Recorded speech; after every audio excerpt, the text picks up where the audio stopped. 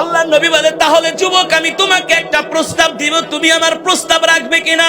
তুফাইল বিন আমর দাউসী বলে, আপনি কি প্রস্তাব দিবেন? আল্লাহ নবী বলেন, আমি চাই তুমি এখনই আমার হাতে হাত রেখে কালেমা পড়ে মুসলমান হয়ে যাও। জোরে বলেন আল্লাহু আকবার। তুফাইল বিন আমর দাউসী বলে, গো আল্লাহর নবী, আপনি প্রস্তাব দিবেন, আমি ফিরায় দিব, এটা হতে হেদায়েতের মালিক। জোরে বলেন। কিছু মানুষ ঘরে বসেই আল্লাহর ওলি হইতে চায়, নামাজ না পড়ে আল্লাহর ওলি হতে চায়। আছে কি আছে না? নামাজ পড়ে না, এক ওয়াক্ত নিজেকে অনেক বড় ইমানদার দাবি করে। হ্যাঁ, যদি বলেন চলেন নামাজে যাই, বেটা তুই নামাজ পড়ে কি করছস? তোর চেয়ে আমার ইমান শক্ত আছে। অথচ এক ওয়াক্ত নামাজও পড়ে না, কোরআনের মজমায় আসে না, ঘরের ভিতরে বৈশাখে। আরে হুজুররা এগুলা বলেই জাহান্নামের ভয় দেখায়, কবরের ভয় দেখায়, এগুলা সত্য না। নাউজুবিল্লাহ বলে। এমন কিছু মানুষ আছে কি আছে না? আল্লাহ তাআলা বলে, ওদের কপালে হেদায়েত।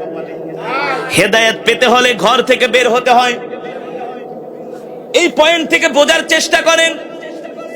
তুফাইল বিন আমর আবু জেহেলের কথা শুনে যদি ঘরে বসে থাকতো, আল্লাহর নবীর কাছে না আসতো, সে কালেমা পড়ে মুসলমান হতে পারতো না।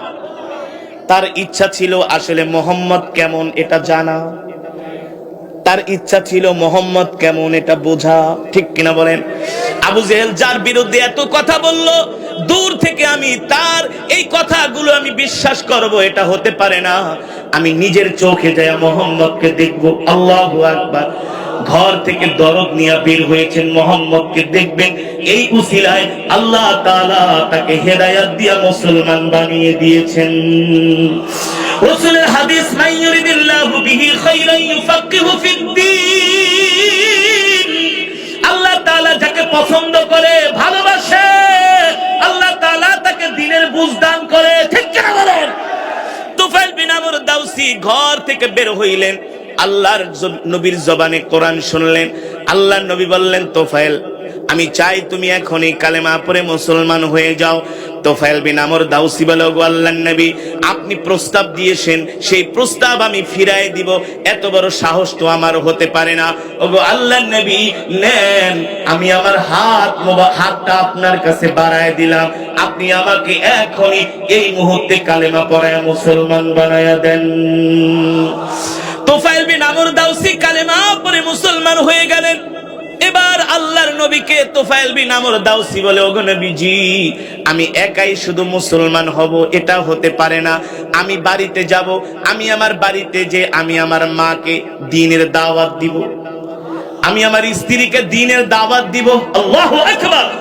আমি আমার বংশের মানুষদেরকে দ্বীনের দাওয়াত দিব। আল্লাহু আকবার। আল্লাহর নবী বললেন, ঠিক আছে তুফাইল বিন আমর, যাও যাও, তুমি তোমার পরিবারকে দ্বীনের দাওয়াত দাও, তুমি তোমার গোত্রের মানুষদেরকে দ্বীনের দাওয়াত দাও। আল্লাহর নবী তুফাইল বিন আমর দাউসীকে নির্দেশ দিলেন, যাও তুমি তোমার গোত্রের কাছে চলে যাও।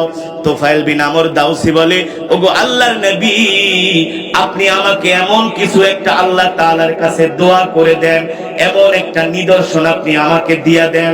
আল্লাহ তাআলার কাছে দোয়া করি, যে নিদর্শনটা দেখলে আমার গোত্রের মানুষ আমার কথাগুলো বিশ্বাস করে। আল্লাহু আকবার।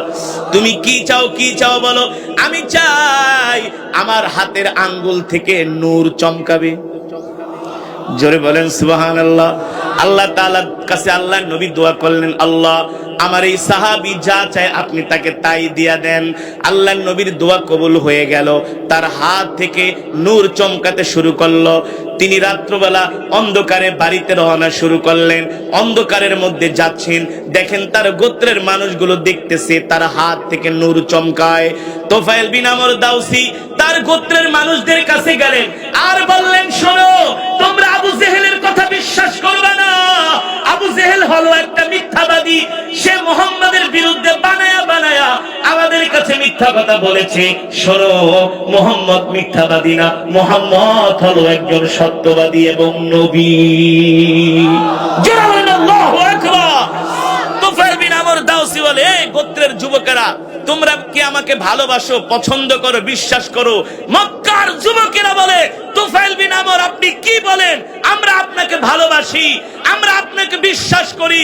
তুফাইল বিন আমর দাউসী বলে, যদি বিশ্বাস করো তাহলে আমি তোমাদেরকে নির্দেশ দিচ্ছি, আসো আসো আমার হাতে হাত রাখো, আল্লাহর নবীর কাছে চলো, আমরা পুরো গোত্রের মানুষ সবাই একযোগে কালেমা পড়ে মুসলমান হয়ে যাব। জোরে বলেন আল্লাহু আকবার। তোফায়েল বিন আমর দাউসিকে মক্কার যুবকরা প্রশ্ন করলো, কি পাইলেন মুহাম্মদের কাছে? কয়, দেখো না আঙ্গুল থেকে নূর চমকাইতেছে, আলো ছড়াচ্ছে। আল্লাহু আকবার। এই দৃশ্য দেখা অনেক কাফেরেরা তোফায়েল বিন আমরের হাতে হাত রেখে কালেমা পড়ে মুসলমান হয়ে গেল।